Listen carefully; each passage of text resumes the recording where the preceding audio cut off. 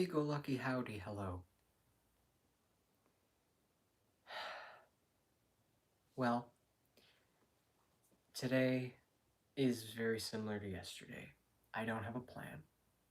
I just said that I was going to go live around the same time the following day because somebody said, "When are you going to go live next?" And I realized that I didn't have an answer. So I said, "Tomorrow, same time." So here it is. Um, this is going to be fun though. I kind of like hanging out with just whoever's watching and being able to talk. Last night I talked for 2 hours. Can you believe it? It's me though, so of course. I use a lot of words. I wanted to call this more verbal diarrhea, and then I was going to call it more words, and then I just decided to call it words, because I'm using words. Look at all these things coming out of my mouth, they're words. Um, I also wanted to talk about words. um, because I mentioned something about that yesterday, and I still am going to do a video about that specifically, but I'm just going to mention it in this live stream because it's still kind of connected to the title. Uh, the comedian, I always mention him, George Carlin, he had this old segment called They're Only Words, and I don't know if it's controversial. I don't really see a lot of negative comments in response to it because everything he's saying makes sense. But he has this segment where he's talking about how they're only words, and he just says pretty much every slur that exists in a row, and it's weird to hear uh, a straight white man saying it, but it didn't really make anybody uncomfortable. I think because he just he was being honest and he was making sense. But for those of you who have no idea what I'm talking about, the summary of it is that the point that he was making is that the words are neutral, words are innocent, and the point that I made yesterday is that I think we have a problem of.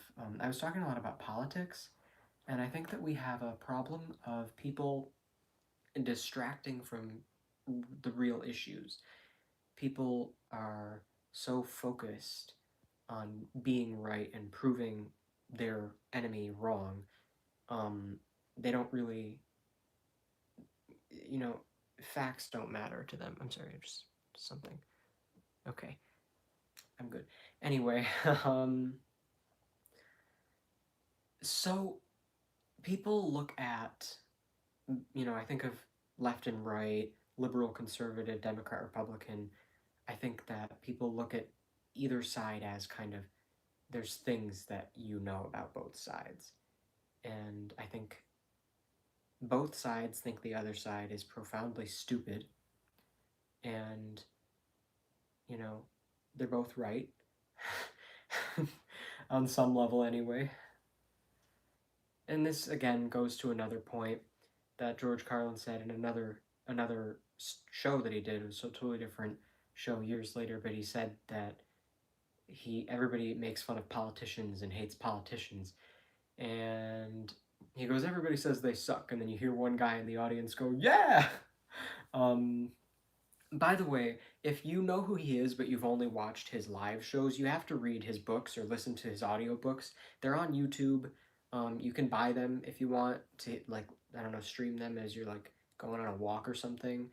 Um, but he has three books. I think the first one is called Brain Droppings. The second one is called Napalm and Silly Putty, and the audio recording is split into two halves. The second one is more Napalm and Silly Putty, and then the third one is called When Will Jesus Bring the Pork Chops? So if you haven't heard those, please listen to them. You should listen. Don't read it because it's so much better to hear it in his voice. It's just not the same reading it. You might as anyone could have written it. Well, that's not true. But you can read it in anyone's voice, and to hear it in his voice is just so comforting if you like him, obviously. But I can't imagine somebody not liking him. He's just so down to earth and funny and honest. But this was his show. I can't remember the name of it, which is ironic because it's one of my favorite shows of his. but it was the one where he came on the stage and right away started talking about abortion, and he ended the show by talking about why he doesn't vote. And he said that everybody says politicians suck.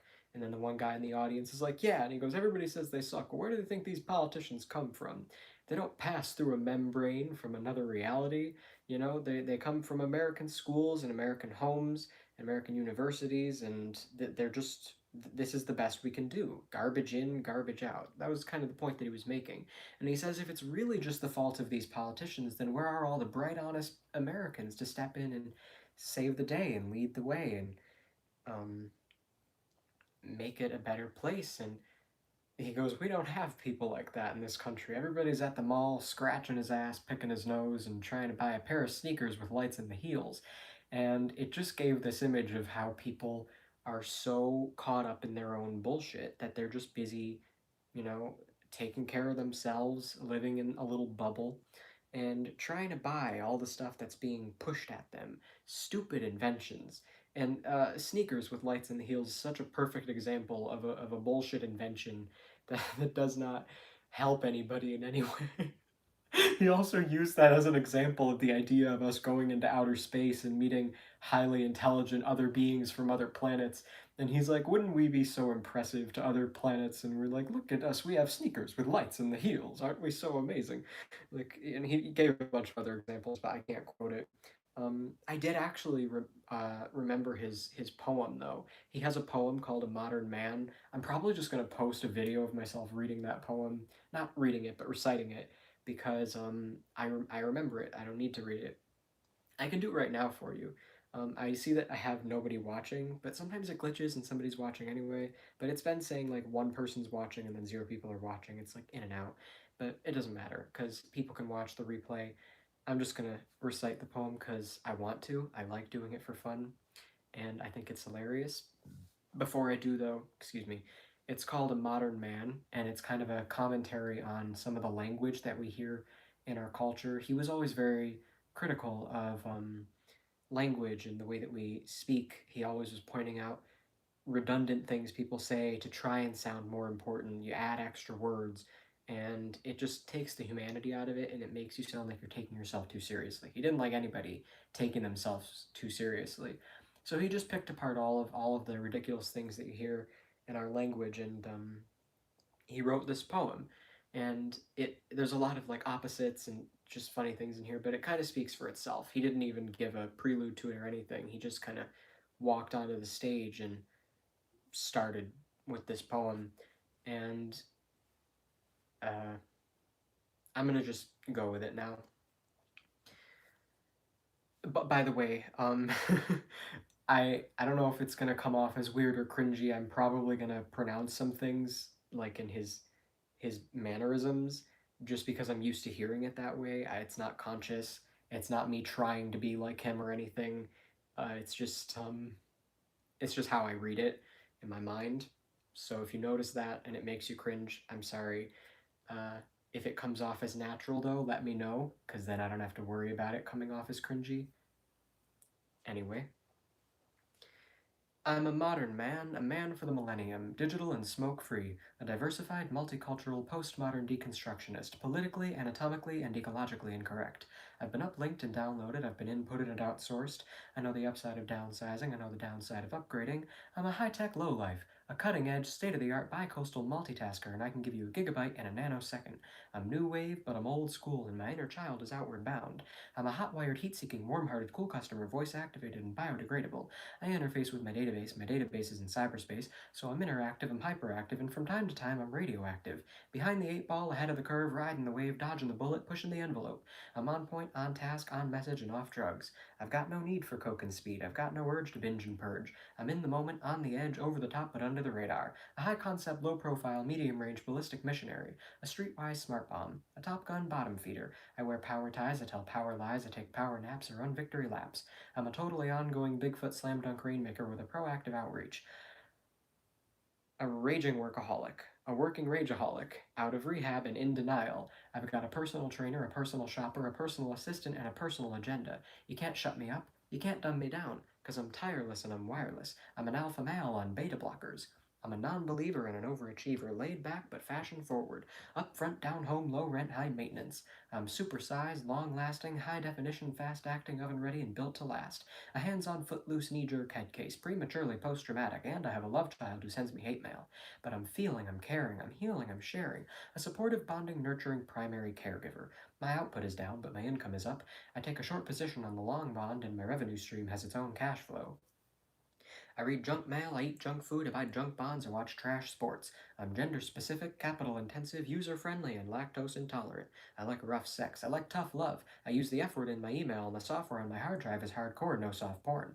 I bought a microwave at a mini mall. I bought a minivan at a megastore. I eat fast food in the slow lane. I'm toll free, bite sized, ready to wear, and I come in all sizes. A fully equipped, factory authorized, hospital tested, clinically proven, scientifically formulated medical miracle. I've been pre-washed, pre-cooked, preheated, pre-screened, pre-approved, pre-packaged, post-dated, freeze-dried, double-wrapped, vacuum-packed, and I have an unlimited broadband capacity. I'm a rude dude, but I'm the real deal. Lean and mean, cocked, locked, and ready to rock, rough, tough, and hard to bluff. I take it slow, I go with the flow, I ride with the tide. I've got glide in my stride, driving and moving, sailing and spinning, jiving and grooving, wailing and winning. I don't snooze, so I don't lose. I keep the pedal to the metal and the rubber on the road. I party hardy, and lunchtime is crunch time. I'm hanging in, there ain't no doubt, and I'm hanging tough. Over and out.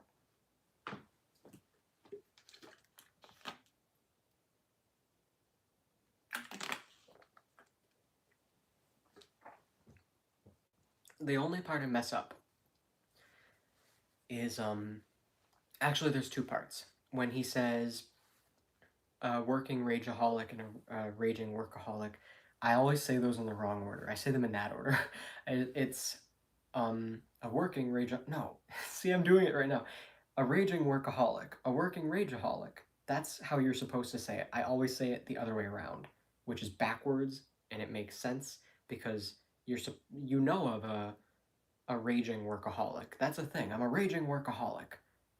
A working rageaholic. That's the joke. You're taking something that you hear and turning it into something funny like that. But I say it backwards.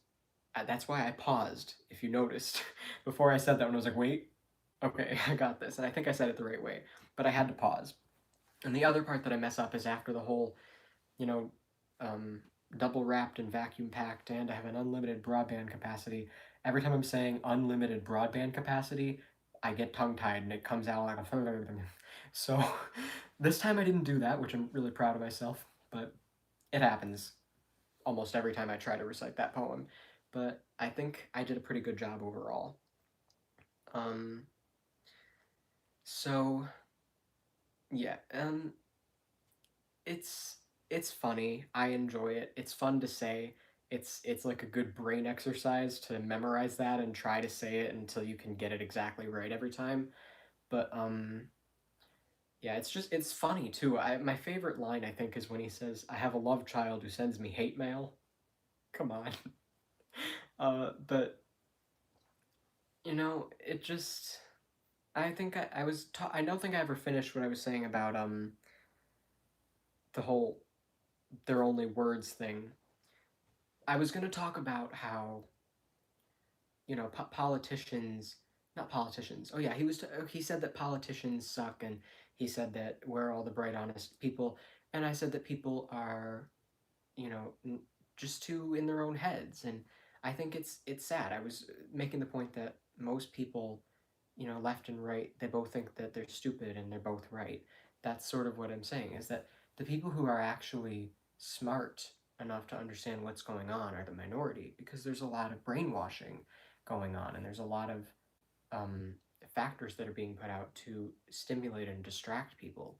And it's starting to fade off. We're going through an awakening. People are starting to realize something is wrong and that major change needs to take place. Someone said hello, finally. Hello. Um, that people are starting to realize that change needs to take place. It's just happening a little bit too slowly. But I want to be part of that. I want to help wake people up and get information out there and just get people thinking, get people talking, and break down a lot of the bullshit that's floating around, because there's a lot of misinformation and a lot of disinformation that you have to sift through. And part of I like looking at situations that suck and figuring out what about it sucks. Where is the problem? Okay, clearly this is stuck. There's these, two groups, or there's the situation where it's not moving forward. Something has stuck. It's stepped in gum and it's not going anywhere. I always say, where is the gum? Let me get rid of it so you can keep moving. So that's sort of what my intention is when I talk about this stuff. I'm not preaching from a bias. I'm not trying to get you to take anybody's side. I'm just noticing that something is not going anywhere. Two sides butting heads, fighting, that's not productive. And I want to take a look at what about it is not working and just kind of clear out of the misinformation that's keeping it from moving forward. So that's just what I'm doing, just trying to share bits of truth. And I'm not always right. I'm not saying that everything I say is 100% true, especially in these live streams, because it's live. I'm not putting a lot of extra thought into it. I'm just rambling. But so if you disagree with something I say, just ask about it and I'll explain it. In some cases, I might just say, "Oh yeah, I was wrong about that." In most cases, I'll say, "You just didn't understand what I meant by that," because that's what usually happens. I'll say something, and I'll mean one thing when I say it, but you hear it and you interpret it in a completely different way because of the wording that I used or stuff like that. It happens all the time because I always know what I mean, but I don't always know the right words to use to convey that. And I'm pretty good at conveying what I mean, but I'm not an expert.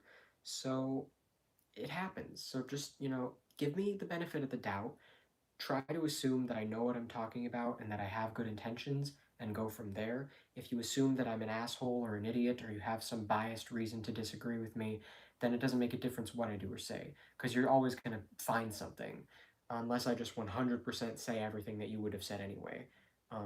But that's nearly impossible because we're not the same person. So just listen and listen with an open mind and understand that I'm not always going to say something that makes sense. You have the ability to leave a comment. You have the ability to ask for clarification. I will clarify it. I will reply to you. I'm not trying to preach anything. That's what I want to be clear. But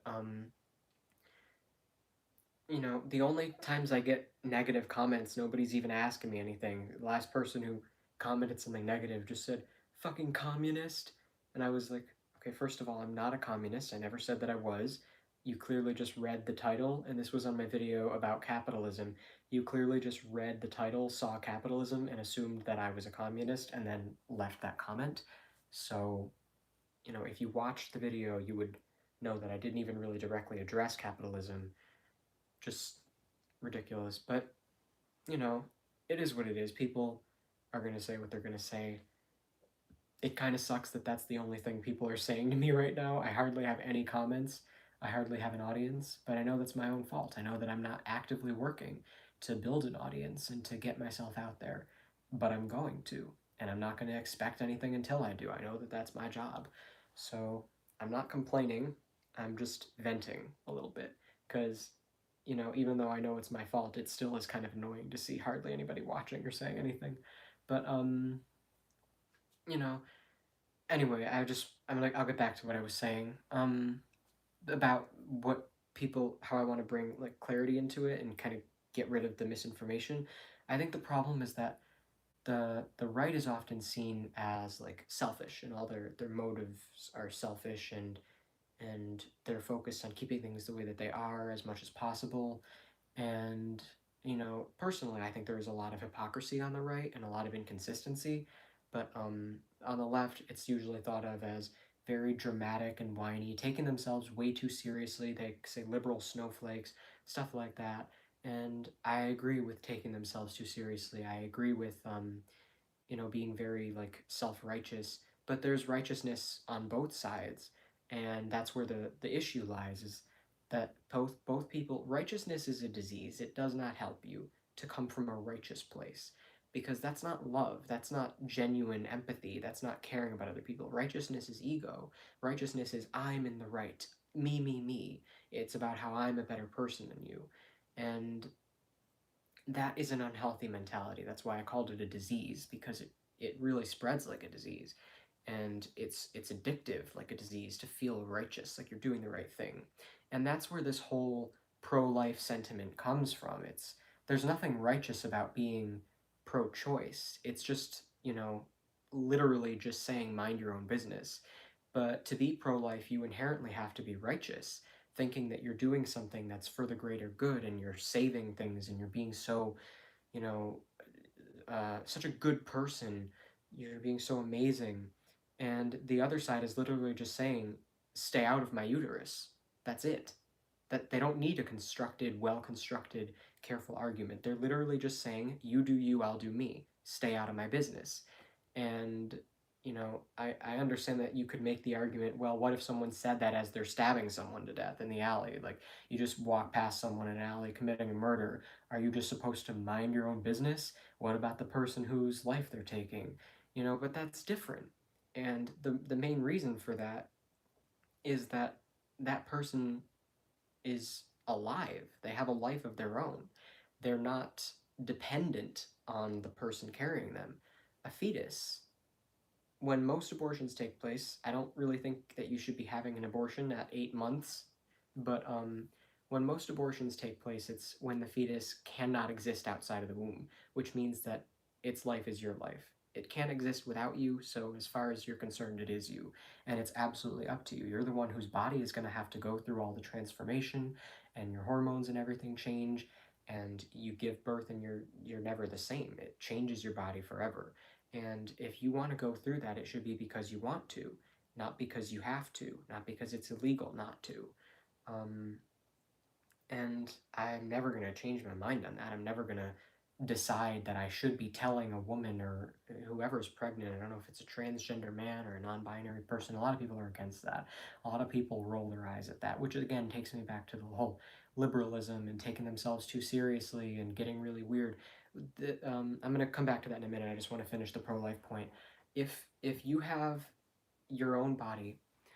Hey, I randomly found this live stream. I hope you're doing well. I wanted to tell you there'll always be someone out there watching. Don't lose hope and keep doing what you love. Thank you. I appreciate that. And I will anyway. I wasn't, like I said, I wasn't complaining. I just needed to vent a little bit. But I appreciate that comment. Thank you. If you're still watching. I know the comments have a delay, so you could have left that comment and then left and not heard my response. But if you did hear my response, then thank you. So, anyway, I think that if you are pregnant and you understand everything that comes with it and you don't want to go through it because you understand what it means, it's your body. You can't say that there's another body there because that body literally cannot exist without you. You're the only reason that fetus is able to be alive. Therefore, it should be up to you whether or not it gets a life of its own. Once it's old enough to survive on its own, then it is its own life. And then, it doesn't really need you to survive. It can survive and be raised by parents who adopted it, or I don't know, like anybody or anything else. It but that's where it becomes not just your decision, but I don't think people really understand. A lot of people have wrong information about when a baby can live on its own and when a baby can feel things and a heartbeat. There's a lot of misinformation floating around, and people just pull statistics and information out of their ass sometimes. But again, it's all coming from this righteous place. Now, let's just say, hypothetically, that pro life people are right. Let's say that theoretically a baby could be born and survive on its own after just 6 weeks. That's not possible. But in a hypothetical world, I said theoretically, I meant hypothetically. In a hypothetical world where that is possible,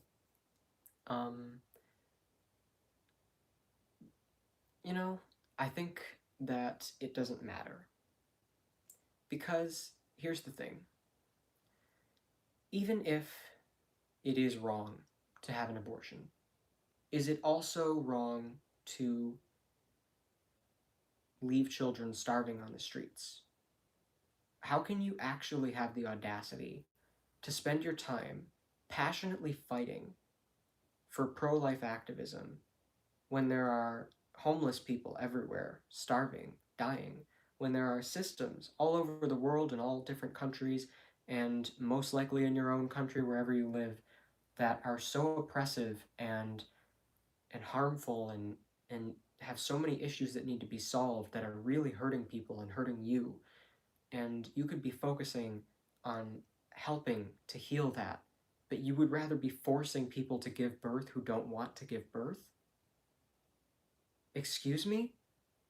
Even if you're right, even if it is wrong to have an abortion, there are bigger fish to fry. How dare you spend your time acting like you're such a good person when you're literally doing nothing? And it's, that I made that same argument against veganism, and it wasn't even against veganism. I have nothing against it. I think that vegans are definitely not hurting anybody. It probably um, does more good than harm, um, but it definitely doesn't hurt the way that they describe it if you're not vegan. There's nothing wrong with being vegan, there's nothing wrong with not being vegan. I cannot stand it when people act like they're a better person than you because they're vegan or because they're pro life or because they have some other little idea in their head. Again, it's this bubble of righteousness, that this little delusional space to live in where it's safe, where you understand all the world's problems and you are 100% doing your part to fix them. Newsflash, you're not doing your part. It's not that simple. If you actually want to do your part, you need to focus introspectively on what you actually are here to do. What are your talents? What do you have to offer the world? What do you think needs to be changed in the world? And what makes you genuinely happy? What can you do that comes from a place of love for yourself and for the universe and everything around you? What can you do that is actually actively positively contributing to the world? When you are doing something to be a good person, to be righteous, you're not doing it for the right reasons. You have to constantly ask yourself, am I genuinely happy doing what I'm doing? And if the answer is yes, you're probably on the right track, or you're lying to yourself. Sometimes you're lying to yourself. You really have to know that. You're not always happy when you think you're happy. Everyone wants to believe they're happy. But the truth is, not very many people are, because not very many people are living within their life contract. And I'm not going to get into that. It's a spiritual thing. I don't want to explain it. The gist of it is that you basically sign on to do certain things when you're here, and you plan it all out. It's lessons that you want to learn, things that you want to accomplish. And if you stay on that path and you mind your own business and you do what you're here to do, you're gonna be happy and you're gonna be working within the system that is reality, and not in some delusional fantasy of what you're supposed to be working with, and some fiction that we've created. And you'll be staying, in prosperity and joy, and then you'll actually be doing your part here. And if everyone was doing that, there wouldn't be any issues. But if everyone was doing that, it wouldn't even be this planet anymore. It might as well just be, you know anywhere else. The whole point of this planet is that you come here to go through a lot of trials and hardships, and you learn from it. You at least have opportunities to learn from it. And people often would rather just be a victim and think of themselves as in circumstances that are out of their control, and they forget that they always have control over how they react and how they feel. That never goes away. That can't be taken from you. You always get to choose how you feel. And when you really believe that and fully understand that, it becomes very difficult to believe in a religion that teaches heaven and hell, the idea that you're going to be sent to a place where you'll either be happy for eternity or miserable for eternity. Because when you understand that it's a conscious choice, you understand that it doesn't matter where you are, you can still choose heaven, even if you're in hell. So, that is such an overlooked flaw in most religions, and I think it was misinterpreted. I think that there's truth in it, but it got mistranslated and misinterpreted in so many different areas that it just got turned into a story. And things were taken too literally that were meant to be taken metaphorically. And, I just I don't understand why people who don't even actually have evidence of their religion devote their time and energy to actively believing in it and living as if it's the truth. It takes a lot of discipline to be actively part of a religion. It takes a lot of self control, which is something to commend. Same with being a vegan. I respect you if you're able to have that amount of self control to say no, I'm not going to do this. And you wake up and you say, I'm no matter what, I am going to make it to the end of the day without sinning, no matter how much easier it would be to just do something that I know is wrong. Like, to wake up and say, no matter what, I'm going to get to the end of the day and I'm never going to make problems worse that were in regards to animal cruelty. I'm always going to be a vegan. And, I think that being a vegan would actually be a beneficial thing if like closer to 50% of the population did it, but vegans are a minority because of the majority of vegans are being very pretentious and self-righteous and mean. And what's wrong with you? You're evil and you're brainwashed if you're not vegan and blah, blah, blah. It turns people away from it. It doesn't help. Stop acting like that. Please, for the love of God, for the love of yourself, please just stop making yourself seem like a superior being for a choice that you've made. It makes you ugly. It makes you unappealing. And you're actually making it worse. You're making people not want to engage in a vegan lifestyle. We have something called counterwill. It's a basic instinct, it's a primitive instinct, and it is this survival. It's for your protection, because if you always just do whatever you're told to do, you're at risk. You have to have a little bit of a sense of, no, I'm going to go the other way just because everyone else is going this way. That's within you, and it's stronger in certain people, but everybody has it to some degree. And you bring the counterwill out of people when you make them feel like they're inferior for not choosing your way of life. You have to stop that. It doesn't help. It doesn't incentivize them to do it. It does the opposite. Slingshot effect. The closer you pull someone to it, they're going to go in the opposite direction. So you have to just let people breathe. You have to mind your own business, stay in your lane, and when you do that, you're going to be too busy to care what anyone else is doing.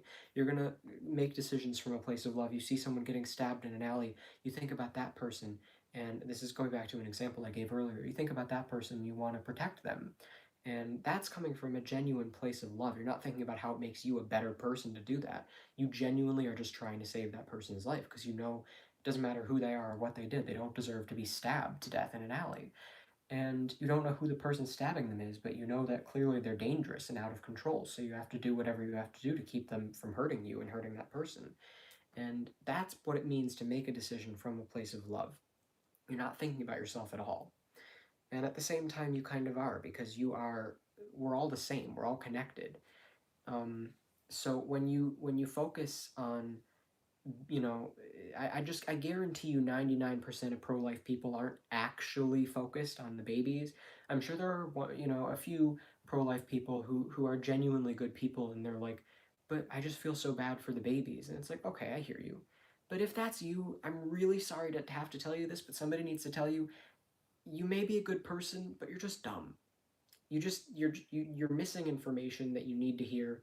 Hopefully this can help, but I don't like to call people stupid. I don't like to insult people, but I have to be honest. There are people who are just so stupid, and it's so hard to watch because their stupidity is harmful and dangerous, and it contributes to problems.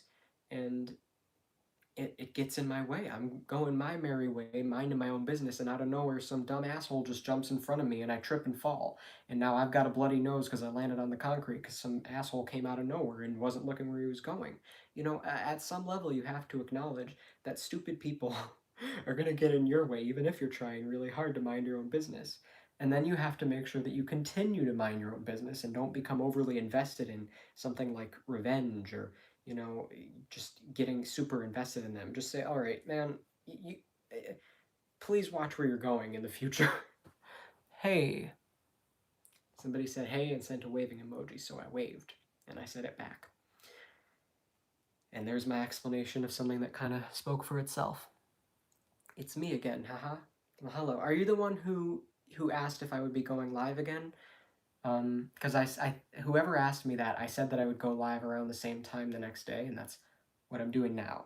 So, yeah, and today it's just more words, it's more verbal diarrhea like yesterday.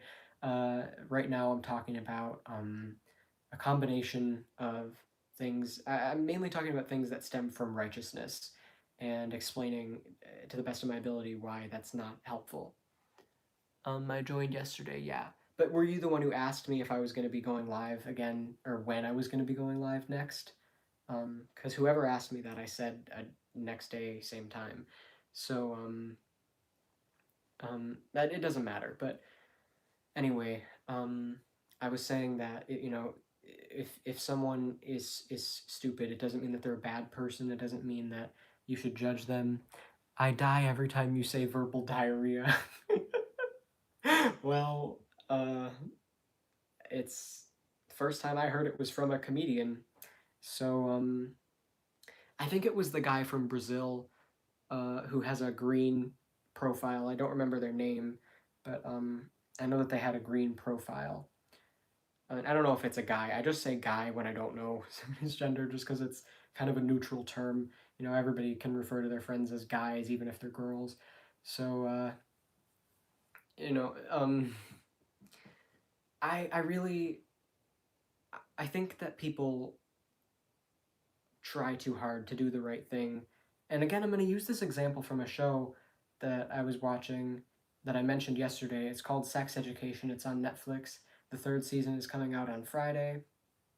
And basically, this one scenario where this guy was in a relationship and there was this girl that he had a crush on.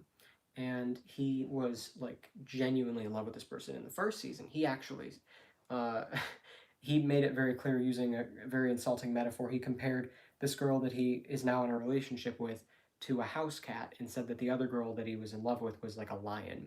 And at the time that he said this, he didn't realize how it sounded, and then he made up for it and apologized for it and everything. But it was still very obvious that he thinks of this other girl as superior, the better option.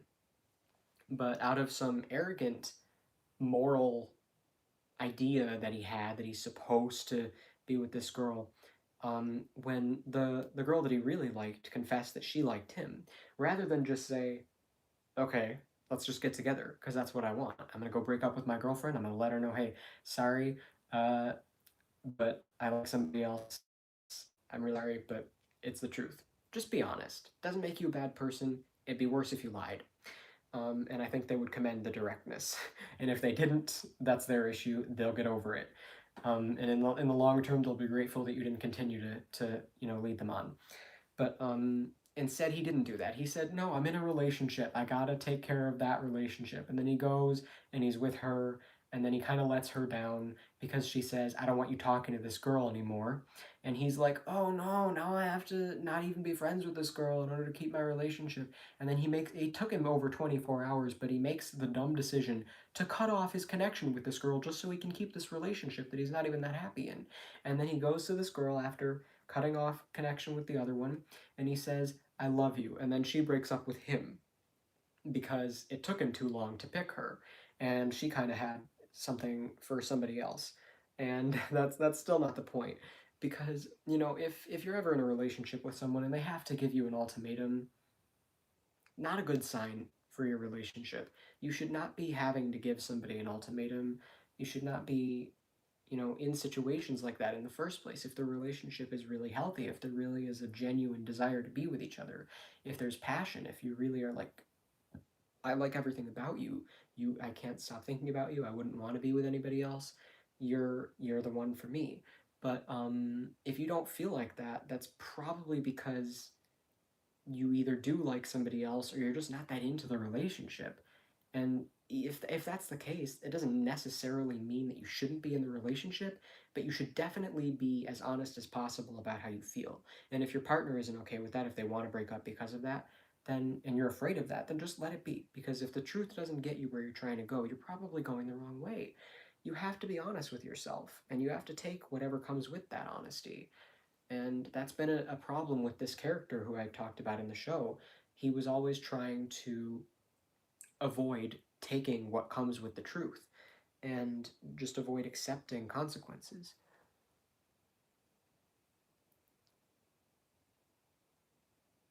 Yeah, you should definitely watch the show. It is kind of a spoiler, but I mean, like, it's not really because it's kind of predictable. The writing is like, well, what other direction could it have gone in?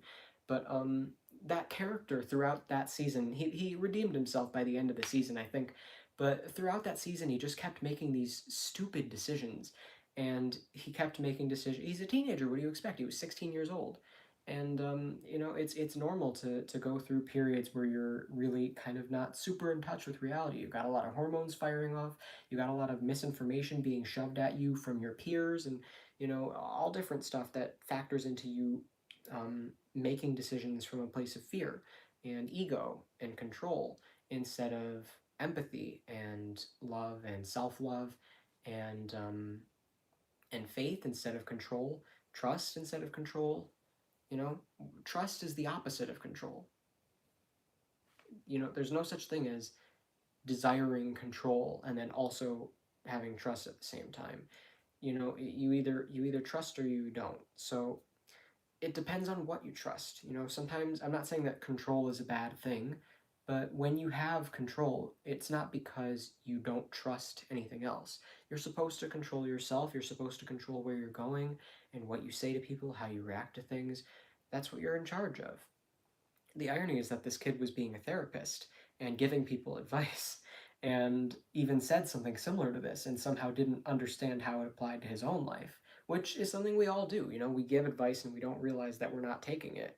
And that's technically the definition of being hypocritical if you don't practice what you preach. But like I said, he's a teenager. You can't expect too much. So it's just, it happens. You know, I think we've all been in situations where we didn't always make the right decision.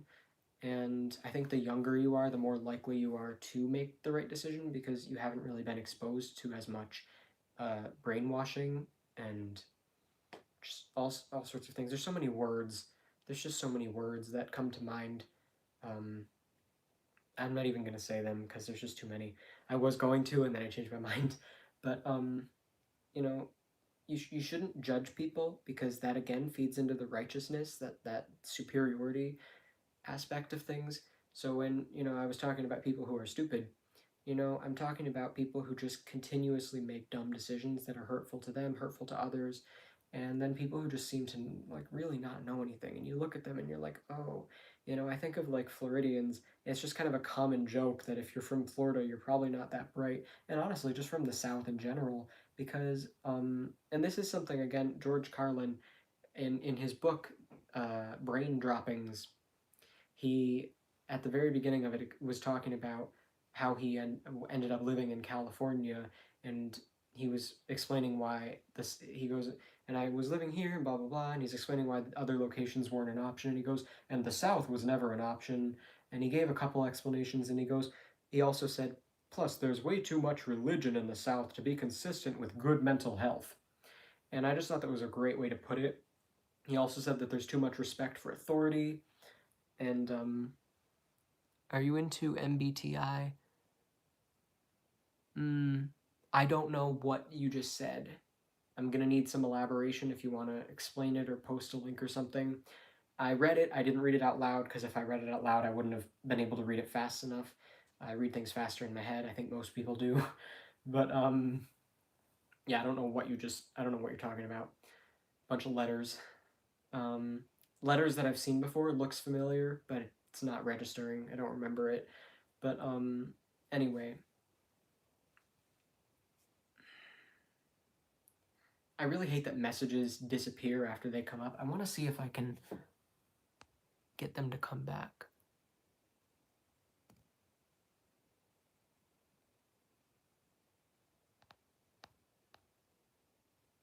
Ah, there they are.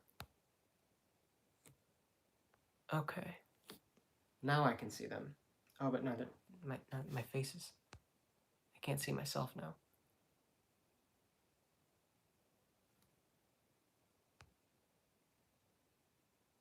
Okay. I'm sure it'll fade away in a second.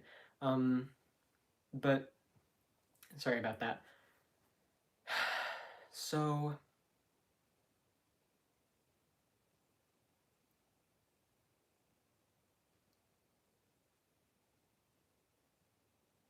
I was talking about stupid people because I feel like I've never finished making that point, and I don't want people to think that I'm judging people if they're stupid. And I was talking about, you know, too much respect for authority in the South and religion in the South.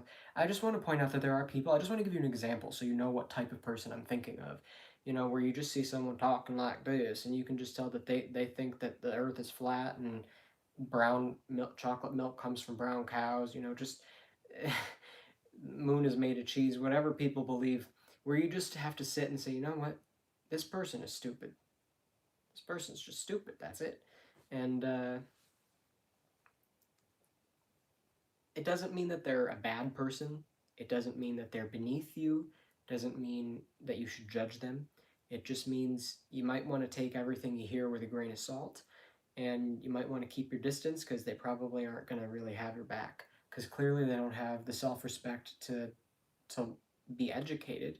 Maybe they don't have the access to education. You don't know. This is the other thing, is you don't know people's reasons for whatever condition they're in, whether it's a mental or physical disability, or they're just stupid, whatever it is. You don't know what reasons they have to be that way. It could be something that's completely out of their control, um, or it could be a lack of self-respect. I have a feeling um, it's usually a combination of both, but you never know, and that's why you shouldn't.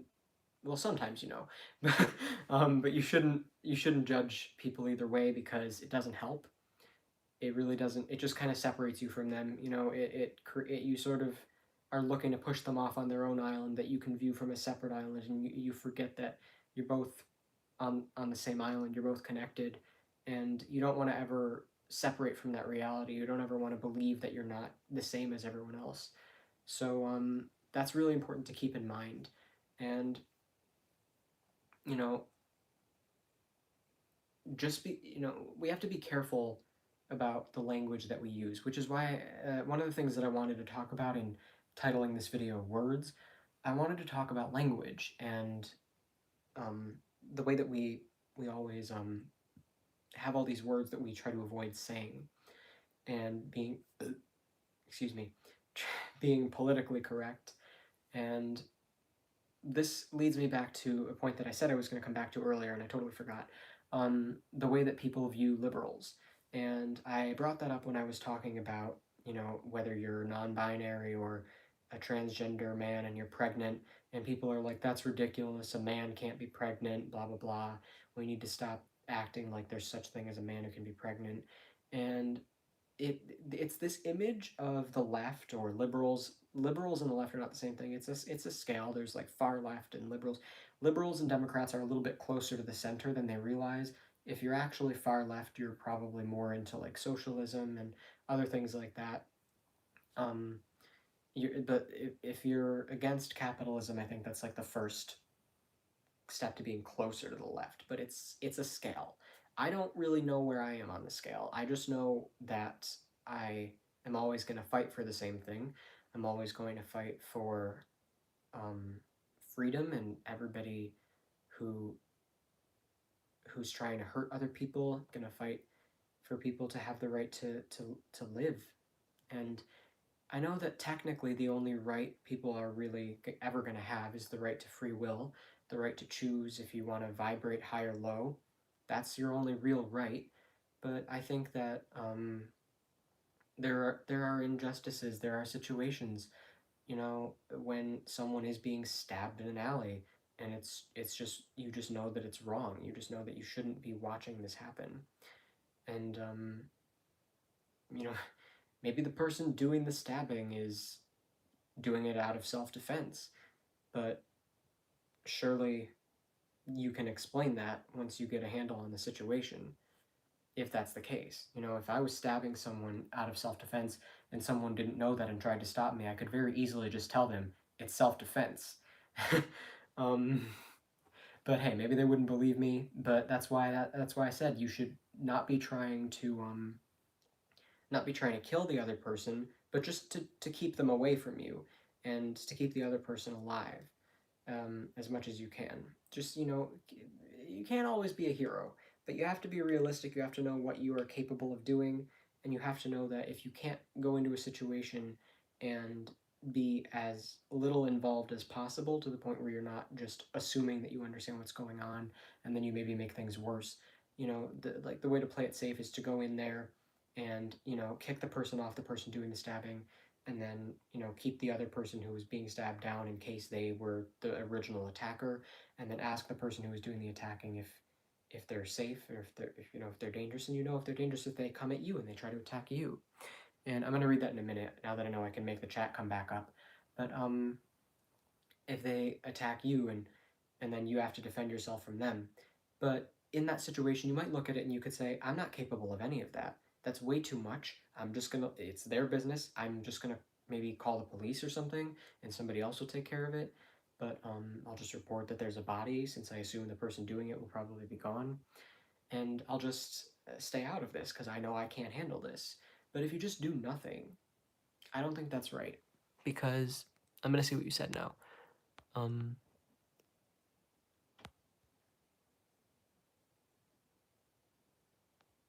that's why I've heard of it. It's a personality test. Yeah, I've heard about like different personality types and stuff. 16 personalities. Each letter indicates one particular aspect of one's personality. Yeah, I know it's popular. I've seen stuff about it. I don't know if I took anything for it, but I really don't know where I fall in like personality types. It's never really mattered that much to me. I've never really been that interested in it. I don't really care to see where I fall in categories. I just know who I am and what I believe in and what I want to do while I'm here, and anything else is just for fun, just if I feel like it. Because that's all I really need to know is who I am and what I want to do while I'm here. So, yeah, anything else is just for fun. I don't take it too seriously. But if I at some point get interested in learning where I fall in that, I'll probably like take a test and see. But I don't feel like doing that right now, especially not right now because I'm live. What time is it? It's 1:21. Okay, I'm gonna have a drink of water. It's really like dry in here. I don't know why.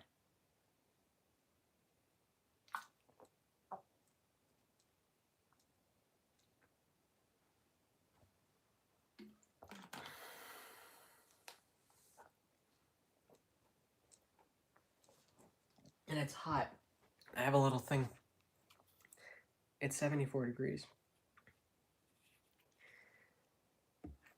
That's not that hot, but it feels hot. Maybe it's just because I'm talking. Um, Last night it got up to 77, but only in my room. I don't know why, but I turned the air off because if it's on, it'll be making a lot of noise, and I don't want to have a bunch of annoying background noise in my video. If somebody turns it on, that's out of my control, obviously. Unless I leave my room while I'm still recording and turn it off again, but I probably won't want to do that because if somebody turns it on, it's probably because it's hot, and I'll want it on. And then I'll just use that as incentive to end because I've already been talking for 52 minutes and I don't want to go on for that much longer. I talked for 2 hours last night. Let's not do that again. Um, but yeah, what was I saying? I was talking about attacking someone in an alley. You got to know when it's out of your control and when to just let something go. And you got to know that you still should probably do something when it's an injustice. And you just have to know what your role is and what you can actually contribute to it.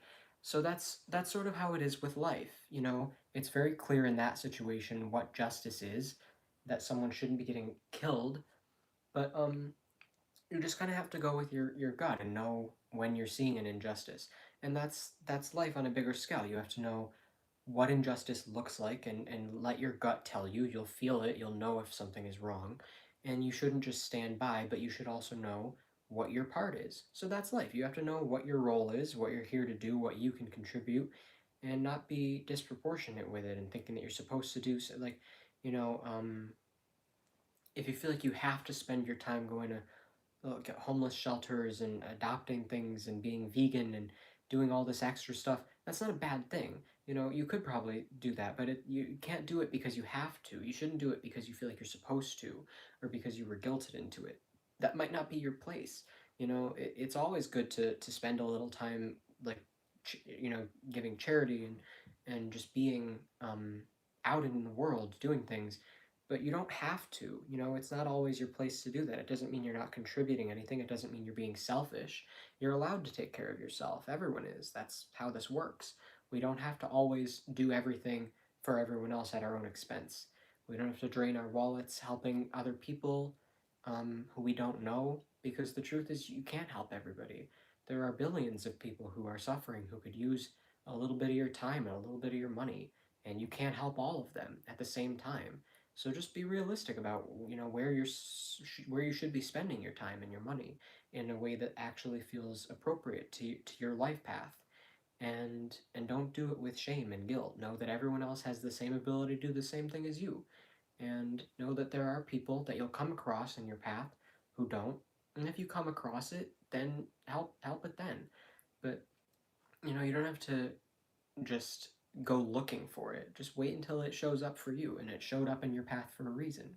So, just life is so much easier to navigate if you get in touch with your intuition, because then you can kind of have an active communication with your guides and ancestors, and be constantly in touch with your higher self and like a higher vibration, so that you're not getting sidetracked with all of the misinformation and stuff that's just floating around to distract you from where you actually want to be, and just weigh you down and give you horrible thoughts. So many people who hate themselves, or they give into hate and they hate everybody else, and just the two extremes, homicide and suicide, and people just sink so low because there's a lot of dark energy floating around, and we have the capacity for both. We are both light and dark, and we have to be realistic about that.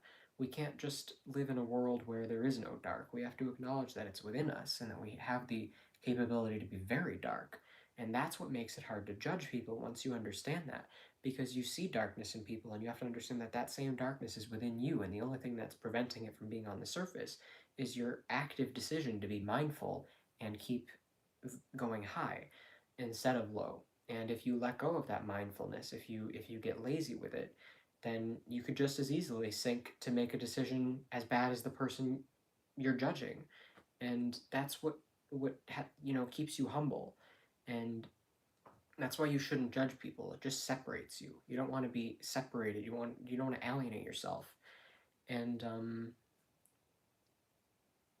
I think that alienation is a good topic, because I keep trying to talk about words and language, and how liberals are thought of as clowns who take themselves too seriously and make up all this stuff about they them pronouns and neo pronouns and all sorts of crazy stuff, and there's all these words you can't say anymore, and they think that you're racist, and all this stuff that I hear people say, and it's just all a joke to them, and they're like, statistically, by the way, facts don't care about your feelings. Statistically, the police do this and that and blah, blah, blah.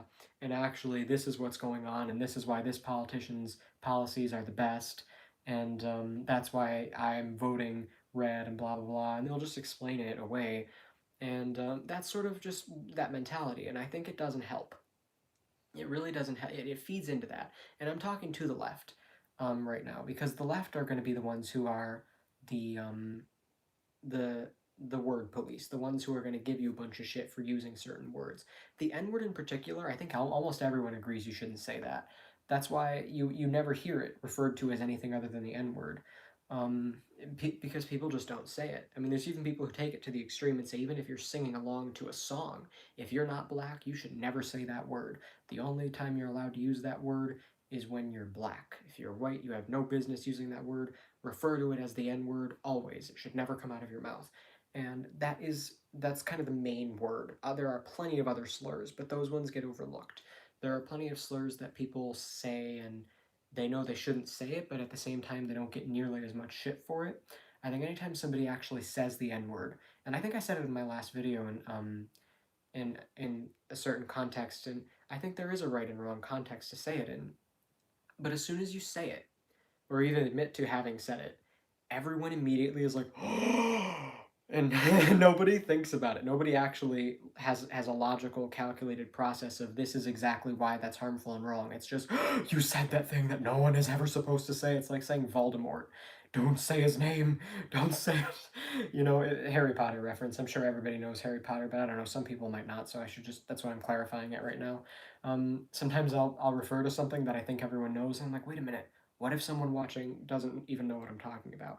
But I assume everybody knows Voldemort and Harry Potter and how you're not supposed to say his name. I think that's a good comparison. It's not logical. It's just, you don't say that. That's forbidden. And I think the problem is that it's become forbidden, and we've forgotten what it actually means.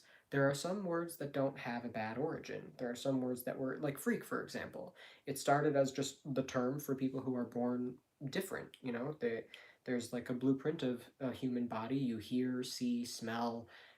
You have two arms and two legs, and your arms and your legs are the same length. You know, you don't have an arm that's like extra long, or you're missing a leg, or one of your legs is really long or weird shape, or you're short and your legs are barely long at all. Like, you know, things like that. The word freak was used as a technical, like medical term for people like that. It wasn't meant to be an insult, but people started using it as an insult. The N word, on the other hand, was always used as an insult, and it was never meant, it was always used as a degrading term to alienate, which is why I thought of that word, to alienate minorities. And the reason that this whole political correctness stuff came about is to prevent people from feeling alienated. Somebody just said, when is the dancing part? Um, I have to read, because there's a couple that I missed. Reminds me of Marilyn Manson, you know, in one interview he said that there is no good without a bad, so it's not bad singing about bad things, or the darker sides of religion, kind of the same thing. When is the dancing part? Okay, so the dancing part still doesn't make sense. I don't know why you said that or who you are. Jim Bob. Um, I'm gonna need context. I don't remember saying anything about dancing, so I don't know what you're talking about. Anyway, sorry for moving my camera around. It was hard to touch the screen while also keeping it still. Anyway, these words existed, they have a history, but the reason that people have become more, uh, you know, hesitant to use them, I think of the word retarded or retard. That's another one that people are always like, you can't say that, you can't say that. And again, it just means like stunted in growth, like behind in development, even mentally or physically. At least I think that's what it means. But you know, it's again, it's a word that started out innocent, like freak, and then it was turned into something derogatory because people say things like that's so retarded. And what happens when you use language like that is you make people who are minorities, whether it's physically disabled or different race or whatever it is, whatever word you're using, it makes them feel alienated, like they're not with the group. They're this, you know, they're you box them off and you make them feel like they're alone and like they can't relate to you and laugh with you because you don't really fully understand who they are and what they're going through. If we all understood each other and we were all on the same page, the words would no longer hold any power. They would just be words. And words hold meaning. Words can be powerful. You know, even speaking energetically, there are words that you can say that hold a lot of power. And you can even feel a change in a shift in the energy when you say them. But we still give them the power. Everything that has energy, everything that has power, it all started out innocent. We create it. We, the conscious, the ones with free will, are the ones who have the ability to give things power, the power that they have. Because without conscious beings who can choose between light and dark, there is nothing but neutral, just, you know, innocent existence, just existing and minding its own business. And I mentioned this 2 videos ago, I believe. I showed a picture that I saw on Instagram of a sign that said, I'm not going to get the quote exactly right, but it was something like, I can't remember it at all, actually. It was a sign that could be read in 2 completely different ways that had 2 polar opposite meanings. That's all you need to know. And it was interesting because one was really positive and like, oh, you should live your life, and the other one was like, you shouldn't live your life. And so it was something like, don't give up hope, or give up and lose hope, or something like that. I think that's what it was. It was definitely about hope. So yeah, there's 2 ways to read it, but the sign is innocent. The sign is neutral.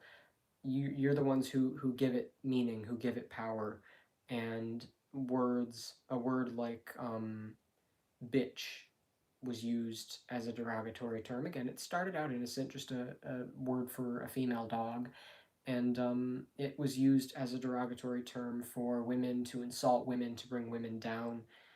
Same with like calling women whores and sluts and stuff. But then you take these words back and people are like, I'm a bad bitch. And then you take a word that's used to insult you and you turn it around, you take it back.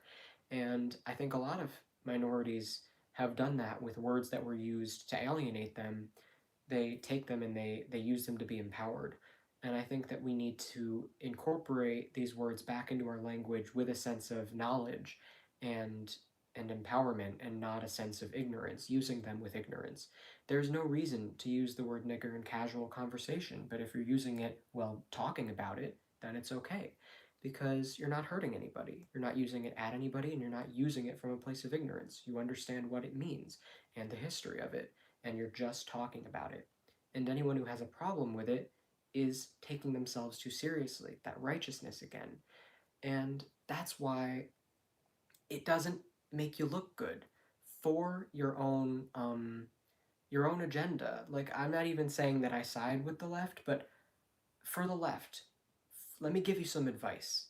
If you want the right to take you seriously, if you want the right to hear you, if you want to actually move forward and get somewhere and change people's minds, you got to calm down a little bit and stop being so aggressive in fighting for things that you may understand are right, but the way you're going about it just makes you look ridiculous, and it gives them a lot of material to use against you. And if you want to make sense, you have to really calm down a little bit. Don't take yourself too seriously. Yes, it's true that the R word has been used in a really derogatory way, and it's problematic. Question: what do you think about LGBTQIA+? Well, I just refer to it as being queer, because queer originally just meant weird, and then it was used to refer to LGBTQ plus people, and it pretty much sums up everything. It doesn't matter if you're transgender, gay, bisexual, non-binary, it doesn't matter where you fall on the spectrum, you're still queer. If you're anything other than cisgender and heterosexual, you're queer. So that's why I just use that word. It's a lot faster, and I believe in simplifying things, just saying whatever gets it out faster, and still being aware that you shouldn't be using certain words like words that really serve no purpose other than to make people feel alienated, especially when there's another option that's more accepted and less harmful. And sometimes you just don't want to have to explain yourself. Sometimes you might want to use a politically correct term just to save yourself the time of explaining why you didn't, which is a little bit humbling too, because it's not, you're not so focused on being right and proving your point. You're just like, you know what, it doesn't matter at this point. This person feels more comfortable when I use this word, so I'm going to use that word instead of the one that I would have used otherwise. And sometimes you have to wait for someone to tell you. Sometimes you don't know how they're going to react, and you have to wait for them to tell you what their opinion is on something. And, everybody has different stances on things. I think if you are not part of that minority, you really shouldn't be entitled to an opinion on it. I think a lot of straight white people have a lot of opinions on words that are used against people who are minorities, whether they're disabled. I should have also said able-bodied, straight white able-bodied cisgender people, which is like the main minority, and men too, because women are also a minority technically. Minority doesn't mean numbers. If you actually want to be technical in that sense, women are the majority. There are more women in the world than there are men. But a minority means that you're marginalized. It means that you have not been treated equally historically, and today there are inequalities and things that make you feel like you have to work extra hard in life, just in general. And there's been a lot of people who try to debunk stuff like women get paid less than men, and there's so much stuff like that. I'm not even going to talk about it because it's not important. Pay gaps and whatever the hell that is aside, in life in general, jobs and work and money aside, you do have to try harder. You do have to deal with a lot of extra shit. And I think, again, I'm going to refer to that show Sex Education. There's a little storyline where the women are just kind of trying to find something to bond over, and they all were really different. But the one thing that bonded them was unwanted penises and all the situations where that guys just think that they can take out their dicks and show them to you.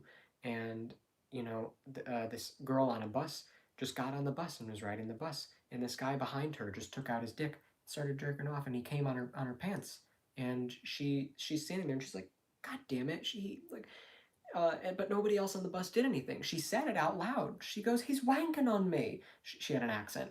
And nobody did a thing. Everyone just was silent. And it kind of reminded me of that real video of the Karen freak out in the Victoria's Secret store, where this girl is screaming at the top of her lungs, get her phone away from her, she's recording me, tell her to stop, and she's screaming. And the only time somebody actually spoke up and did anything was when they talked to the woman recording, who was the victim, by the way, and said, why don't you just leave? Why doesn't the woman screaming and having a temper tantrum like a child on the floor leave? Nobody wants to stand up and do the right thing. People are chicken shits. And they just want to get on with their day. They don't want to get involved in drama. It's not coming from that conscious place of, this isn't my role in this, I can't do anything. It's coming from a lazy, entitled place. It's coming from a place of fear, and it is really embarrassing, and it's disappointing. You have to stop letting shit like this go by. It is absolutely disgusting to be screaming on the floor and having a temper tantrum. Clearly, that woman never had a situation where she didn't get her way before, and she was so shocked that someone wasn't doing what she wanted. But you know, in the show, stuff like that happens all the time. If anything, that was a glamorization of it. It's actually much darker and worse in real life. Um, and another show, It's Always Sunny in Philadelphia, had a scene with a bus where it just was such a disgusting mess on the bus, and it just shows that people are just so dead inside. They're just so drained and empty from work, and they're just miserable. They're just like, I'm just trying to get from A to B, man. Come on. And they don't want to deal with your shit. And they don't care if some guy standing in front of you, some big fat guy, throws up on himself and you're just standing there having to watch it. You know, they don't care. They'll tell you to get off the bus because it's whatever's easier for them. And this is just the average person. It's actually pretty rare to find people, the characters that exist in a show like Sex Education, where they're actually, you know, genuinely good and they care about people. And there was this really nice moment at the end where this girl, after that, she was a teenager, and she was terrified to get on the bus after that because she's thinking, this guy looked so nice, he looked so normal. And if he could be that much of a creep, anybody could be. And it just made her feel like she's just not safe by herself anymore. And she associated it with the bus. She couldn't get on the bus. And at the end, all her girlfriends stood with her and they got on the bus with her, and she was happy to have them by her side. But the thing is that it's not just the bus. You know, nobody, if you're a girl, you're automatically a target. And this is why people are always pointing out that it's not right to be telling women how to protect themselves from rapists when you should be telling rapists how to stop raping women. We don't talk enough about men. We just say boys will be boys. And the girl, I think the perfect way to put this is boys will be boys, but girls will be women. Because that's what people have been told. Dua Lipa put that in her album Future Nostalgia as the closing track. And the song was called Boys Will Be Boys. And it's such a sad but true statement. And when I first heard it, I don't think I fully understood what it meant. I haven't listened to it that much since then, but that line stood out to me because it's true. It's like women are just expected to always be the mature one. They're expected to you know, dress a certain way so they don't get raped. They have to, you know, carry their keys between their knuckles and carry pepper spray. They have to always be ready for men to be predators. And that's not right because it puts the blame on them, it puts the responsibility on them, and literally all they're doing is existing. Men can walk around shirtless, men can walk around wearing hardly any clothes, and they don't have to worry about somebody trying to rape them. They don't have to worry about stuff like that. It happens once in a blue moon, men getting raped. And, you know, it's there's biological reasons for this, but most of it is societal. The way that it's been so normalized and that people are so unaware of how different of an experience you're going to have in the world if you're privileged. And that's what it means to be privileged, to not have to deal with all this extra shit. So if you know, if you think about that, it's easier to understand why women are a minority, and that's what makes them a minority. They just have a different experience in the world that comes with a lot more challenges to overcome. And straight, white, cisgender, able-bodied men just don't have to deal with as much shit, and they don't want to hear that. They don't want to, because it's their ego. They don't want to think, oh, I'm not a bad person. Don't tell me I'm a bad person. I'm not telling you you're a bad person. I'm not telling you that you're doing anything wrong by being privileged. It's not a bad thing. I'm just saying, be aware of it. And don't act like there's no such thing as privilege or white privilege. Don't act like there's no such thing as racism and all these things that you're constantly trying to disprove and argue against, because you're doing it so that you don't feel like a bad person. But newsflash, you're not. I understand why you wouldn't want to be a bad person, because what does that really mean? If I am bad, then I either have to just grow completely numb to the idea of good and bad and just embrace that I'm evil and just live an evil lifestyle, or I can kill myself. those sound like horrible options. Of course, you'd rather cling to the idea that you're good. And when you think that that's being challenged, you're going to fight it. You need to understand that that is not what's being challenged. Nobody's telling you you're a bad person. Toxic masculinity is toxic for everybody, and mainly for you, because what happens is it prevents you from being your authentic self. There are so many ideas of ways that men are supposed to behave and dress and stuff that actually limits them from being expressive and exploring who they really are and how they really want to act and how they really want to dress. And it makes them feel that they have to fit into a certain mold. And it suppresses their emotions. It makes them numb. It makes them miserable. It makes them very cold and calculated. The truth is that men are actually more emotional than women. And women are strong enough to show their emotions on the surface a little bit more. Um, and a lot of people don't know this. A lot of people do, but a lot of people hear it and they're like, oh, that's just some liberal bullshit. And that's the thing. It's so easy to roll your eyes at something when you decide that it came from a side that you already know you disagree with. And you get a lot of eye rolling. And I hate it. I hate when people don't even listen to you because of who's doing the talking. And I don't do that to anybody.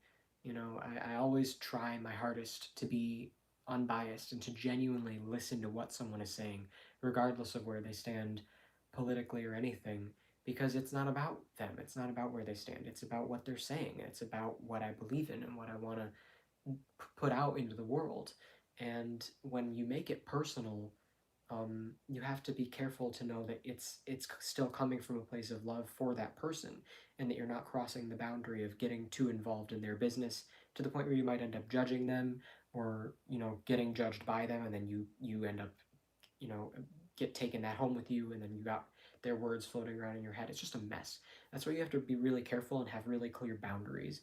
Know when and when not to get involved with someone, because it's very dangerous, especially for sensitive people like empaths and people who are like, we're all wide open channels for energy, and we're all energy. We can all pick up on each other's energy, but certain people are extra sensitive to it, and they don't even realize when what they're feeling isn't even their own. So you just have to ask yourself, what is mine and what is others? And everybody should be doing that, but for empaths, it's not even a question. You have to. It's like it's a requirement. It's like the bare minimum. But it's just, I hate that there's so much misinformation too, and so much judgment based on like stuff like what I'm talking about, like empaths and stuff. A lot of people hear that and they're like, I even heard this one post from a friend of mine who said something in the post like, if you're an empath, stay away from me. And the post that he commented that on was something like, yeah, I know I'm an empath, which means that I know how you feel simply because I decided that I know exactly what you're thinking and how you feel. And that's not what it is, first of all. Um, and I'm not going to explain what it is, but I'll just give you the gist of it. Basically, empathic ability is being more sensitive to energies that are around you, and you can sometimes hear thoughts that aren't yours and you don't know the difference.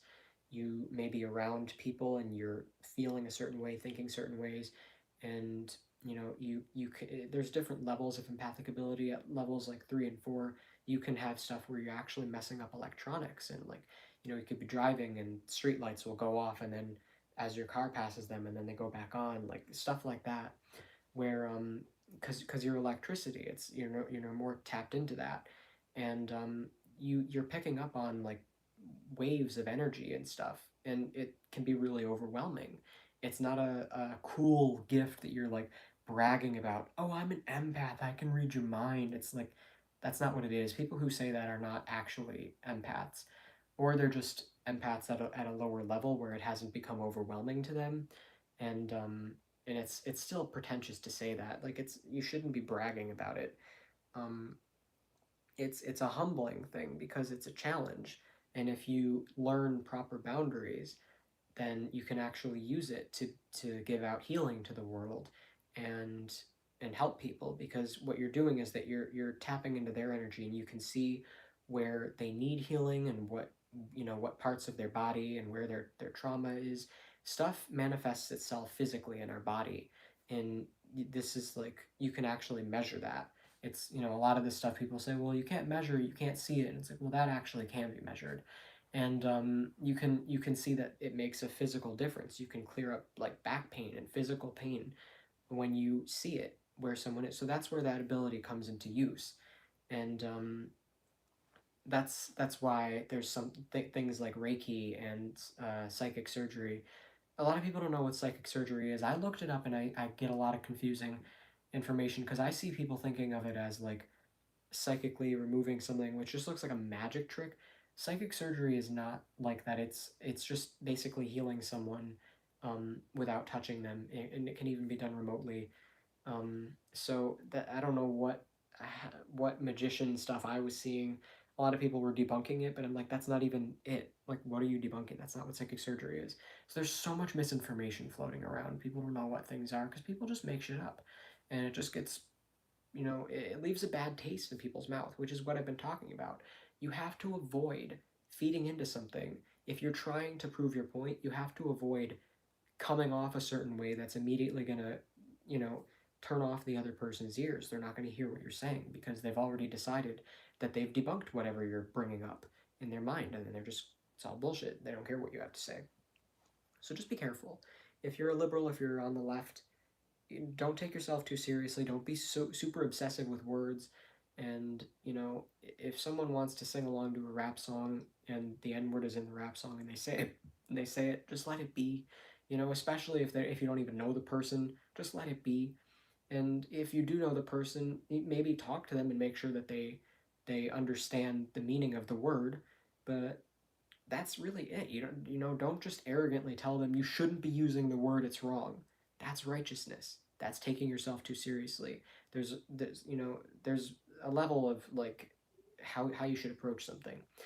And you just have to take it case by case, situation by situation. In general, there are words that you probably should avoid using because there's really no reason to use them. Um, and it says a lot about you if you think there is a reason to use it in a certain context.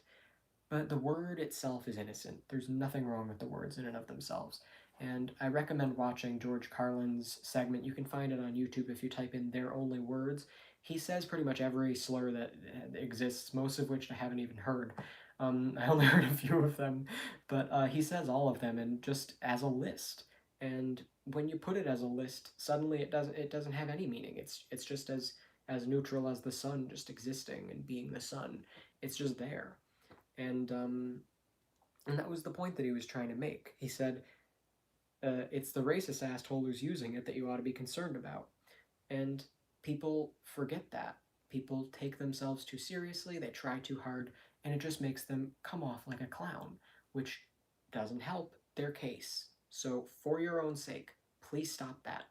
Um, take yourself just seriously enough to not look like a clown, because clowns aren't serious. And when you are not taking yourself seriously or taking yourself too seriously, you're going to look like a clown. You're going to have to find a balance in order to actually be taken seriously.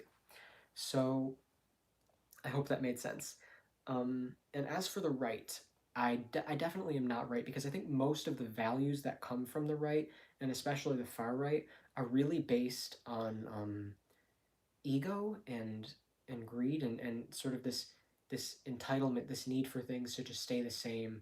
It's this idea of wanting to neglect the all the hardships that everyone goes through, wanting to believe that everything is good as it is, and the only things that need fixing are we need gun rights and pro life, and we need you know build a wall and all this stuff that people think about, and other small things that are usually the values are generally based around things that are keep it the same but just make these little improvements.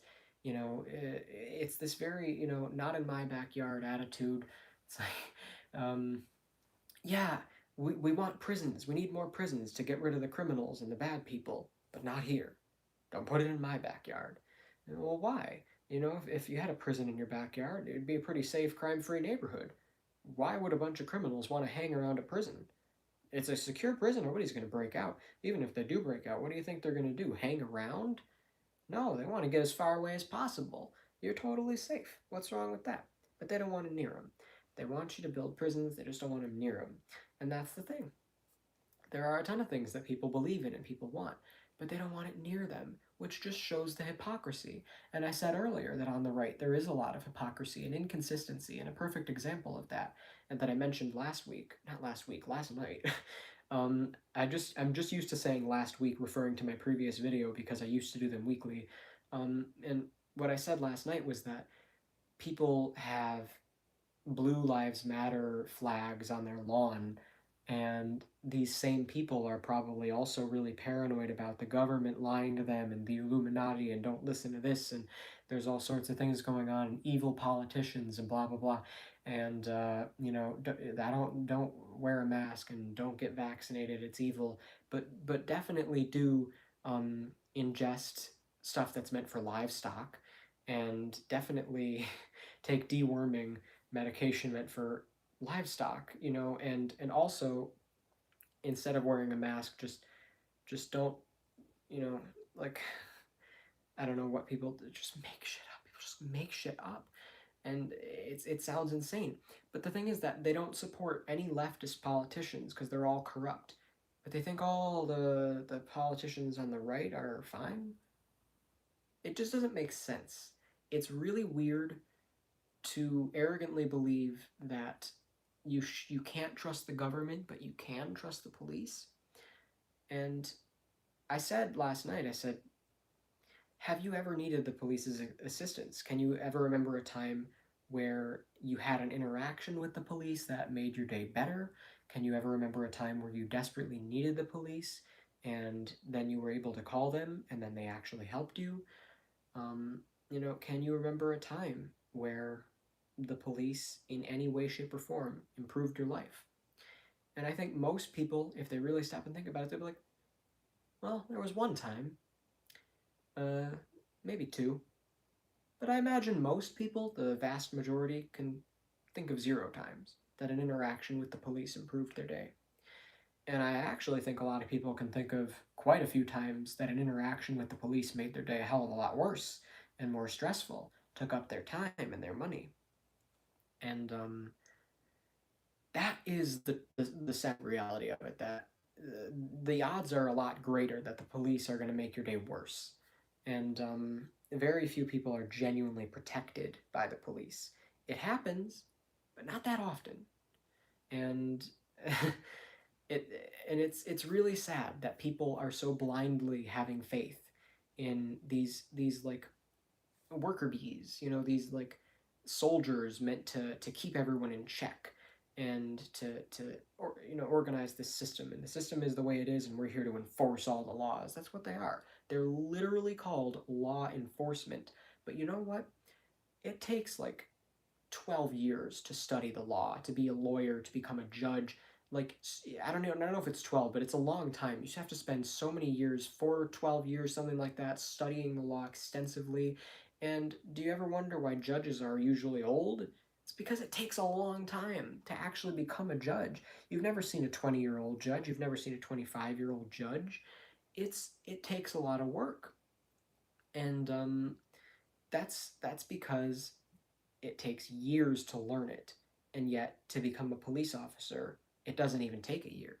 You can be enforcing laws that it takes 12 years to understand after like 6 months of training.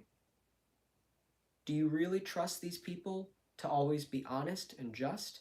Do you think that the training they go through tests if they're a genuine good person with good intentions? No, it doesn't. They're allowed to get away with shit. They get away with a lot of shit because they're the police. And there are a lot of things they do that they absolutely get away with and they know they can get away with. And there are statistics, apparently, that show that police are more afraid to shoot a black person than a white person. So statistically, white people get shot more often than black people. I don't really see how that matters. I don't see how that changes my point. Even if it's true, which honestly I don't think it is. I don't know how you could possibly statistically measure that, because the police are not on camera 24/7. Everything the police do doesn't get reported and recorded. There are many police interactions that no one ever knows about, and there are very many corrupt police, and situations no one reports, no one talks about because they're afraid of the police. There's a very obvious power dynamic going on there. So I don't know how you could possibly get statistics about this and measure this. And if you're getting it from them, how stupid do you have to be? How gullible do you have to be? Like, where are you getting these statistics? From an objective, unbiased source? First of all, show me where you're getting them. Second of all, show me how they actually studied and measured this. Because I'm having a hard time following that. But it's just, it's ridiculous. And I could be wrong with the numbers about like 6 months and 12 years, but it really doesn't matter. The truth is that either way, it's a little bit of time to enforce the laws. It's a lot of time to learn the laws. So it's disproportionate, and it just doesn't make sense. There should not be that many laws that it takes that long to learn them in the first place. We really only need two. Don't kill each other and mind your own business. Can you think of any others that would be worth having? Sure, we've made things quite complex in this country. We've developed a lot of situations that you need explanations and rules for because people come and say, hey, what do you do in this situation? And we're like, oh, I don't know. Let's make up a law for it so that we know what to do in this situation from now on. That's how there ended up being so many laws. It started out simple and it just got more and more and more and more as people kept complaining. But let's just try to simplify it and generalize as many things as possible. I'm going to probably do a whole video on that, like a 15-minute video, just covering all the laws that could be and just removing everything that doesn't need to be. The two main basic laws are don't kill each other and mind your own business. And then we go from there and we add laws that would be necessary from that point. But you have to keep in mind that the whole idea of America is to have a free country. And that's what all the people are always talking about. I want my freedom, freedom this, excuse me, freedom this, freedom that. I'm fighting for my freedom, my right to own a gun, my right to defend my yard, you know, my right to do this, my right to tell you whether or not you can have a baby. Just the weirdest shit people pick to act like it's their rights and freedom. I don't even know why people pick this stuff. It doesn't make sense. It's ironic to me that the same people who are arguing for freedom are also trying to control your body and tell you whether or not you can give birth. Oh, you're pregnant? Well, you have to give birth. But I don't want to. And there's a medical option that can cancel out my pregnancy. That's wrong. You can't do it. But it's not your body. But I still think that it's my freedom to tell you that it's not your freedom. Eh? That's what's happening. They're saying it's my freedom to tell you that that's not your freedom. So they want the freedom to tell everybody else what to do. They, you know, and often religious people do this too. They believe in free will, but what they really want to do is they want to tell you what you can and can't do with your free will. They want to tell you how to live your life. And they say, what would Jesus do? Not so they can do it, but so they can tell everybody else to do it. Which brings up this other really stupid issue of people hating the idea of introspection. Everyone loves being all up in everybody else's business. Everybody loves to tell everybody else what to do.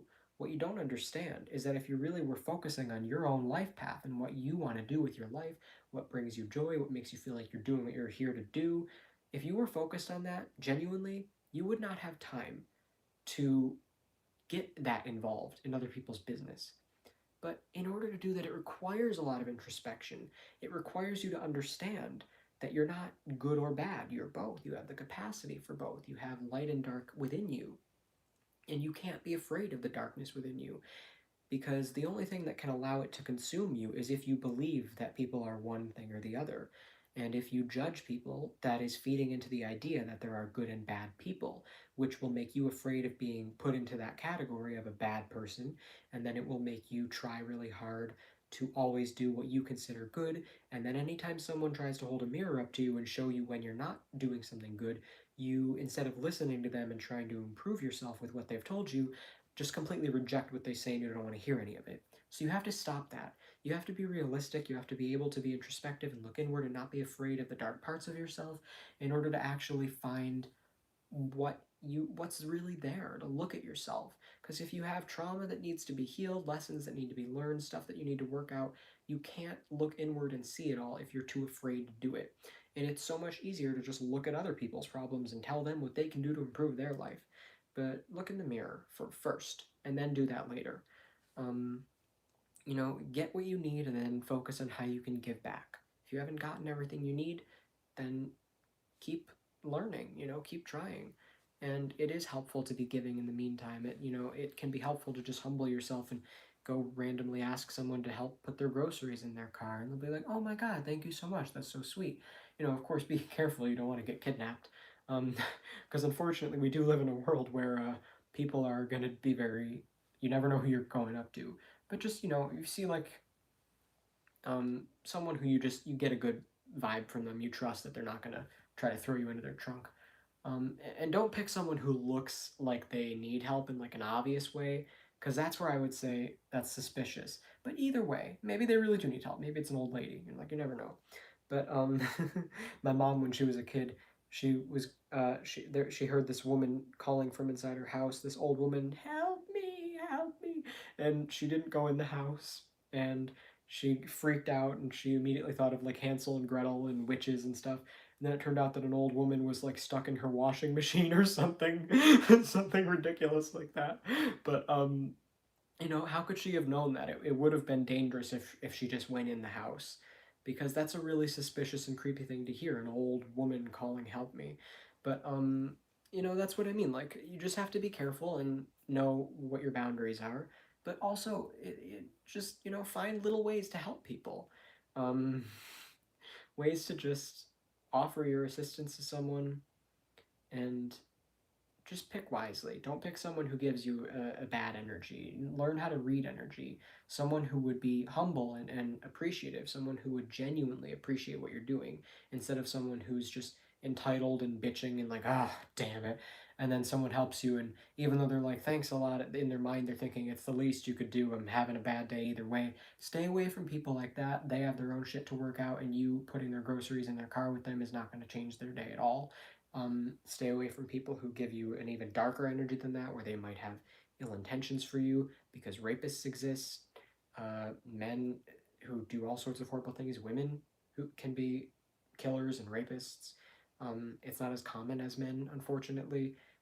That's always going to be unequal because men are just more likely to do it. Men, a lot of it is because of like patriarchy and societal things, but just in nature, men are more focused on sex, and men are more focused on like reproducing, and I don't know why, um, because sex feels good for both people, and I think I've even heard that women have better orgasms than men, or it feels better. I don't know how they proved that, um, how that could be measured, because even if you're transgender, you're not actually like able to experience the exact same. I mean, even if you were, you wouldn't know.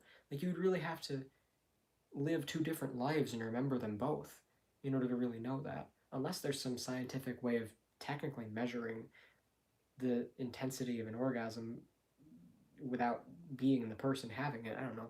I don't know how that works, but it's just something I throw out there that's interesting to me. That but statistically, men are a lot more likely to rape than women. But women do rape; it's a thing, and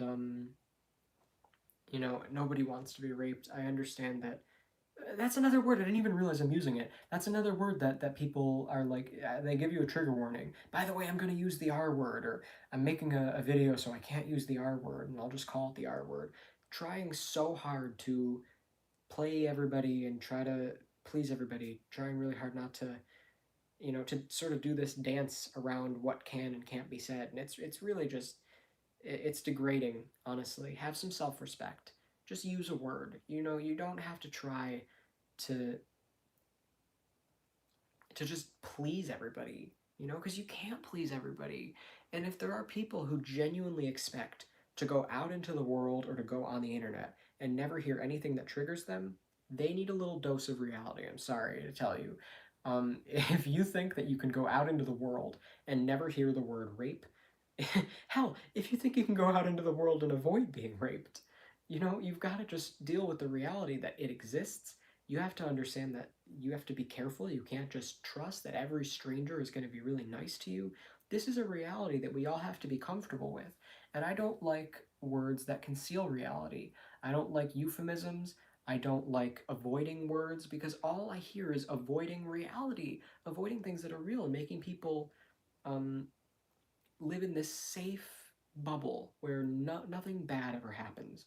And when they're at home in their little politically correct safe space, their safe space, that's what they call it, then all of these bad things that do exist don't exist as far as they're concerned.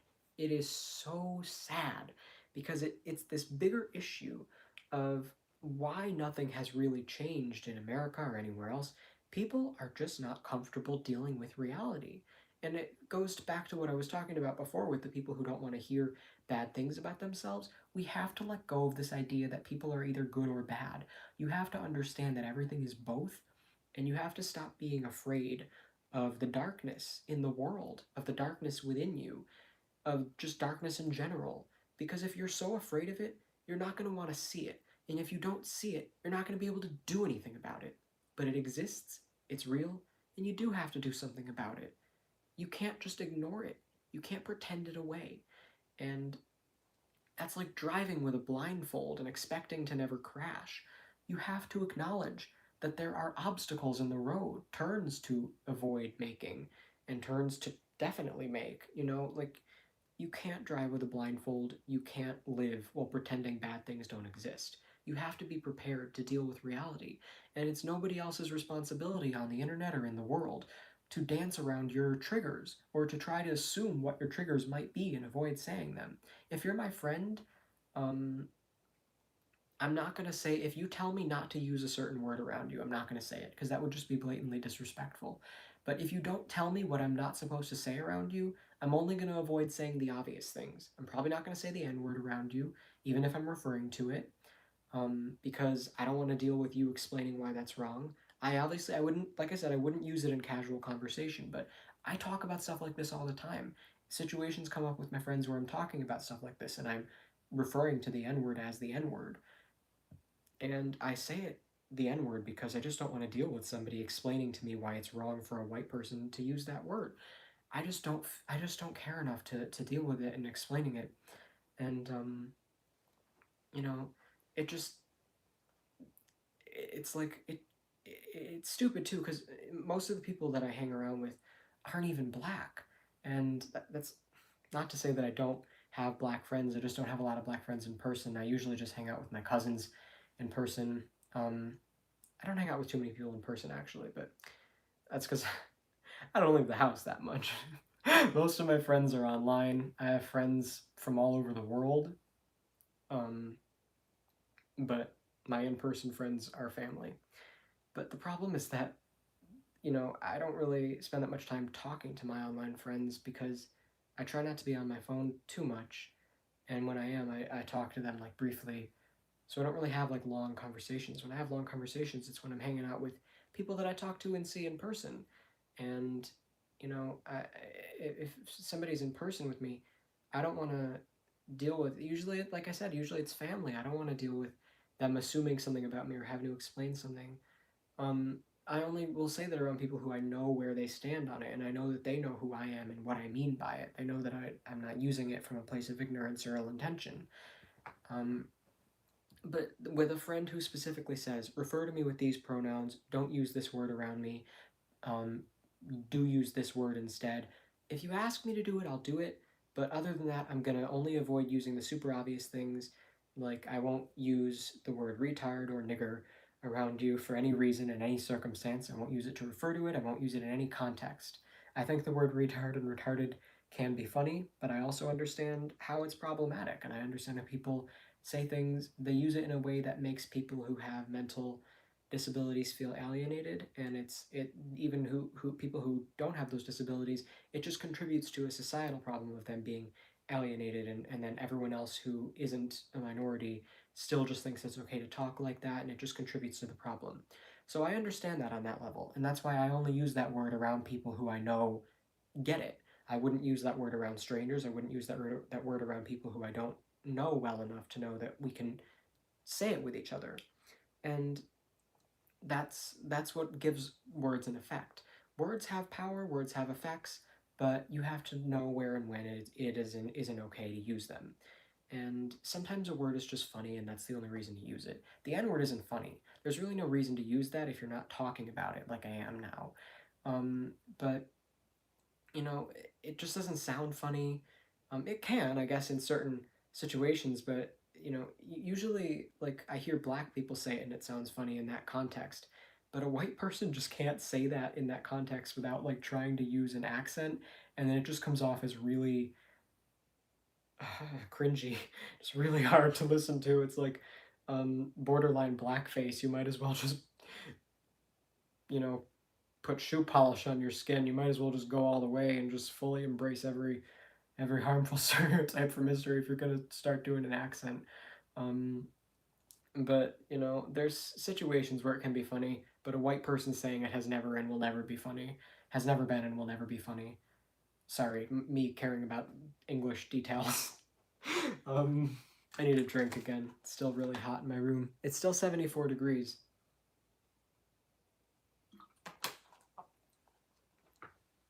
But it feels like it's gotten hotter. Whew. Anyway, I'm gonna wrap this up because I see that I don't have anybody tuned in, and I'm pretty much done making my points. I talked about what I wanted to talk about. I talked about words, title of the video, talked about a lot of other things. And I might go live again tomorrow night. I kind of enjoy this. I don't have too much else to do. I'm busy trying to get my stuff together and plan to move to a school in California in like a year. That's my current plan. I'm not sure if it's going to play out exactly like that. I'm still looking at my options, but that's what I would like to do ideally. And I want to spend the next year making sure I have everything in order to do that. But as of right now, I don't have too much going on. I'm not in school. Like, you know, I'm 19. I'm going to be 20 in like a month. Less than a month, actually. Just a couple weeks. I think maybe it might be like exactly 3 weeks or something, but I'm going to be 20. So I'm not in college, obviously, because I'm looking at my college options. But I've never wanted to go to like a typical 4 year college. I want to go to college with intention, to you know, like make connections and get involved and learn the skills of using a camera and have people who understand what I want to make and people can help me make it. That's my intention. And in the meantime, I want to build more of a presence on my YouTube channel, kind of get myself out there in that way. So yeah, that's what I'm doing right now. I hope you enjoyed this video. I hope everything made sense. If you watched this all the way through, that's really the only way for this to make sense. If you saw any of this out of context, I'm so sorry. But if you watched this all the way through, thank you. Really, it means a lot that you would spend this much time listening to me, hopefully not watching me. I really hope you didn't sit here and just watch me for almost 2 hours again. But if you listen to me in like headphones or earbuds or whatever you have, um, thank you for spending your time on it. I appreciate it, and I look forward to doing another one of these tomorrow night. I'm not sure what I'm going to talk about tomorrow night. I'll probably give another generic title like word vomit or something.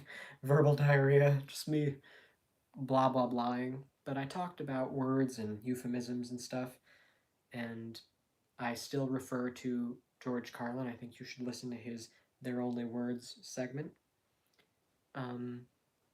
And if there's anything that I started talking about that I still haven't gone back to and finished, if there's anything that you need clarification on, as usual, let me know in the comments. If you don't hear me saying this, that means that you're not watching it and you didn't watch the video, so then it's not a problem, which means the only people hearing this did watch the video and then can give me an honest answer.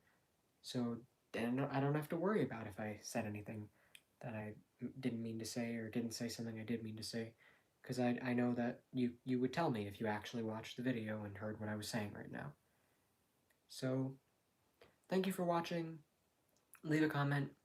See you tomorrow, hopefully. Probably around the same time, maybe a little earlier. I did this around 12:30 a.m. my time, Eastern time. So wherever you are in the world, just figure out what time that is for you and expect me to expect me to go live about an hour or two earlier than that tomorrow night. See you then.